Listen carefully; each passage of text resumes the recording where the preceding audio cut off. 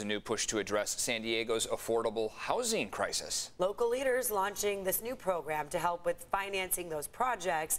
CBS 8's Chris Groh joining us live to explain this initiative that was unveiled not too long ago. Good morning, Chris.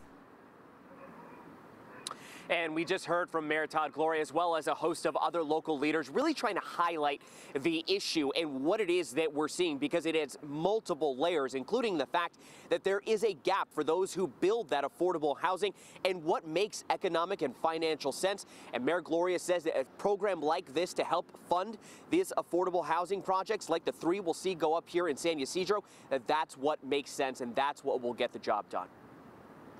We're calling it Bridge to Home because it helps fill the gap that affordable housing builders have in financing their projects. That gap often makes the difference between whether or not a project moves forward or it does not.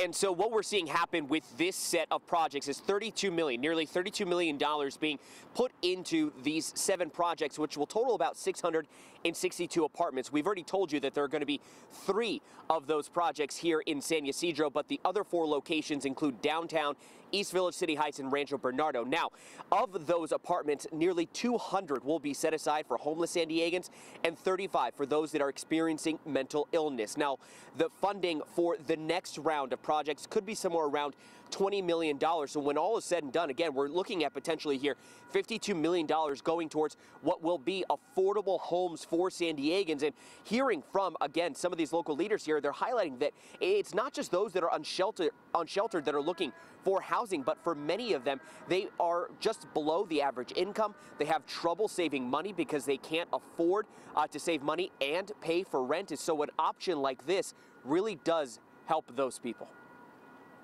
With prices this high, only a small percentage of high-income earners can afford to buy a home. Or at least it seems that way. With rents this high, it's that small group that's able to save enough to purchase a home. And many in my generation, millennials, are giving up altogether on the idea of ever owning a home. And even worse, it's becoming tougher and tougher to afford to keep a roof over our heads.